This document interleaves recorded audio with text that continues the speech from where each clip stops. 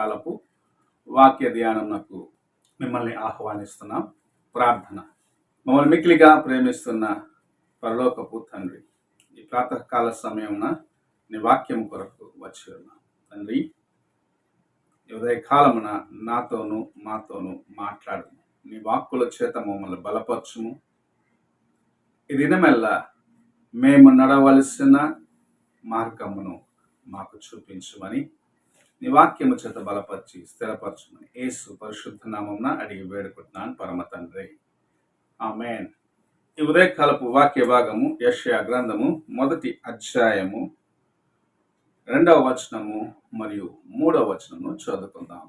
యెహోవా మాటలాడుచున్నాడు, ఆకాశమా ఆలకించుము, భూమి చెవియొగ్గుము. నేను పిల్లలను పెంచి గొప్పవారినిగా చేసితిని, వారు నా మీద తిరగబడి ఉన్నారు. ఎద్దు తన కామాందు నెరుగును, గాడిద సొంతవాని దొడ్డి తెలుసుకొనును. ఇశ్రాయేలుకు తెలివిలేదు, నా జనులు యోచింపరు. మనము చదివిన వాక్య భాగంలో 2 కార్యములను మనం చూడగలం. మొదటిగా ప్రకృతితో ప్రభువు మాట్లాడుచూ ఉన్నారు. అదేమిటంటే నా జనుల యొక్క పరిస్థితి ఎలాగూ ఉన్నది అని ప్రకృతికి చెప్తా ఉండడం మనం చూడగలం. ఆకాశము భూమి అని ప్రకృతితో ప్రభు మాట్లాడటం చూడగలం. 2వ భాగం మనం చూసినట్లయితే 2 జీవులను మన ముందు ప్రభు ఉంచున్నాడు. ఒకటి ఎద్దు. ఎద్దు తన కామందును ఎరుగును. రెండవది గాడిదను గురించి చెప్తున్నాడు. సామాన్యముగా మనమందరము ఒక వ్యక్తి సరి అయిన రీతిగా ఒక పని చేయలేదంటే తిట్టే మాట, లేకపోతే అనేక సార్లు అతన్ని ఒక జంతువుతో పోలుస్తున్నాము అంటే అది గాడిద ఉంటుంది. గాడిద అంటే మూర్ఖత్వానికి ఒక నిదర్శనగా చెప్తూ ఉంటాం. దేనికి పనికిరాని గాడిదని అనేక సార్లు ఇతరులను చెప్తూ ఉంటాం. అయితే ప్రభు గాడిద కన్నా మానవుల యొక్క స్వభావం ఎంత దిగజారిపోయినది అని ఈ వాక్యంలో తెలియపరచడం చూడగలం. ఎద్దు తన కామందును ఎరుగును. తన యజమానుడు ఎక్కడ ఉన్నాడు, తాను ఎక్కడికి వెళ్తే మేత దొరుకుతుంది, పగలంతా ఎక్కడ తిరిగినను సాయంత్రానికి ఎక్కడికి రావాలి అన్న ఒక అనుభవం కలిగినదిగా, లేకపోతే జ్ఞానము కలిగినదిగా ఈ ఎద్దు ఉంటుంది. అదే రీతిగా గాడిద తన సొంత వాని దొడ్డిని ఎరిగి ఉన్నది. అది ఎక్కడ పగలంతా ఎక్కడెక్కడో తిరుగుతుంది. అయితే సాయంత్రం అయ్యేటప్పటికి తన యొక్క సొంత వాని దొడ్డికి వస్తుంది. అయితే నా ప్రజలు ఎలాగున్నారు, నా ప్రజల యొక్క పరిస్థితి ఏమిటి అని ప్రభువు చెప్పటం చూడగలం. వారు బుద్ధి లేని వారిగా నడుచుకుంటున్నారు, వారు జ్ఞానం లేని వారిగా నడుచుకుంటున్నారు, నన్ను మర్చిపోయిన వారిగా నడుచుకుంటున్నారని ప్రభు వేదన చెందటం చూడగలం.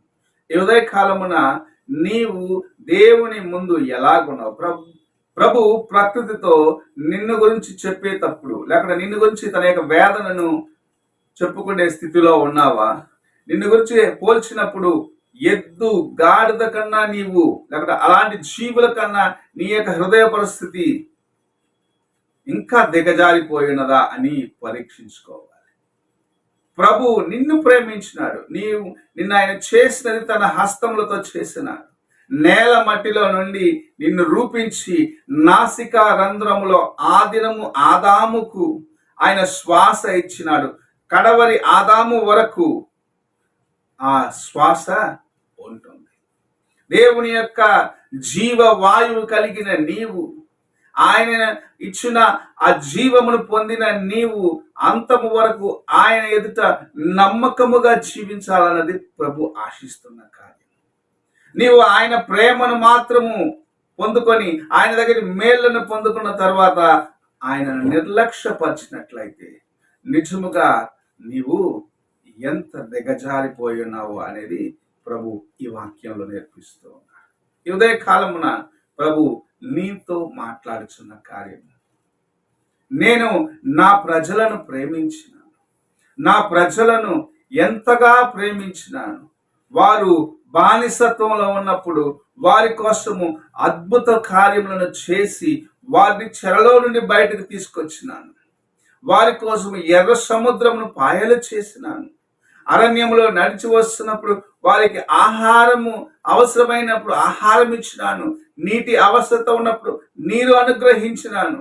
వారు పగలు మేఘ స్తంభమున, రాత్రి అగ్ని స్తంభము కింద నడిచినట్లుగా వారికి నా కృపనిచ్చినాను అని ప్రభు నిన్ను గురించి కూడా నీకు ఇది చేశానే అది చేశానని చెప్పుకొని వేదన చెందే స్థితికి వస్తావా?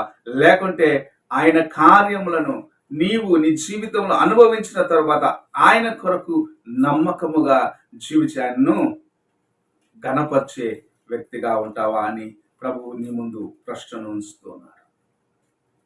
ప్రకృతి ఆయన యొక్క స్వరము వింటుంది. ప్రతి జీవరాశి ఆయన యొక్క స్వరము విని లోబడుచున్నవి. అయితే ఆయన స్వహస్తముతో చేసిన నీవు నేను దేవుని మాటను నిర్లక్ష్యపరిచేవారిగా ఉన్నాము. ప్రభు తన యొక్క హృదయంలో ఈ వేదనతో నా మాటను నా ప్రజలు వింటలేదనే వేదనను కలిగిన వాడిగా ఈ ఉదయకాల సమయమున నీతో నాతో మాట్లాడచ్చు ఉన్నాడు. నీవు ఆయన స్వరమునకు చెవియొగ్గి ఆయనకు లోబడి ఆయన వైపు చూడాలని ప్రభు ఆశిస్తూ ఉన్నాడు.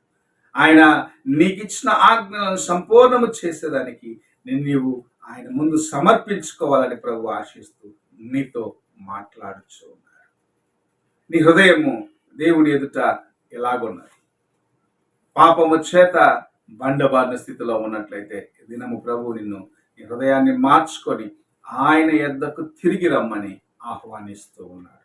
నా యొద్దకు తిరిగి రమ్మని ఆయన నిన్ను ఆహ్వానించినప్పుడు ఆయన స్వరమును విని సొంత వారిని దొడ్డి దగ్గరికి ఎలాగూ గాడిద వచ్చిందో, ఎలాగూ ఎద్దు తన కామందును ఎరిగి తిరిగి సాయంత్రం అయితే ఆ కామందు దగ్గరికి అనగా తన యొక్క యజమాని దగ్గరికి తిరిగి వస్తుందో, అలాగూ దేవుని యొద్దకు తిరిగి రమ్మని నిన్ను ఆహ్వానిస్తూ నీతో మాట్లాడుచు ఉన్నారు. నీ హృదయము దేవుని ఎదుట ఎలాగున్నది?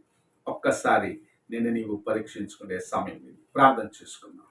మహోన్నతుడైన గొప్ప దేవ, ఈ ప్రాతకాలంలో మీరు మాకు అనుగ్రహించిన నీ వాక్యమును బట్టి స్తోత్రములు చెల్లించుకుంటూ నీ వైపు చూసి నడిచేదానికి మా యొక్క జీవితంలో ఈ లోకమును చూసి నిన్ను విడిచిపెట్టి నిన్ను గాయపరిచిన కార్యములన్నిటిని బట్టి మమ్మల్ని క్షమించి విడుదల ఇచ్చు.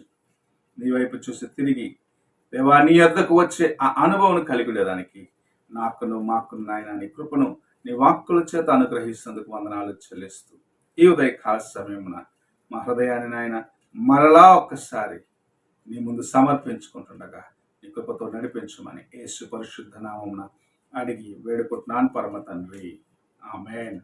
తండ్రి అయిన దేవుని ప్రేమ, కుమారుడైన క్రీస్తు కృప, ఆదరణకర్తైన పరిశుద్ధాత్మక సహవాసము ఇప్పుడు ఎల్లప్పుడూ తోడయుండి సదాకాలము నడిపించును గాక.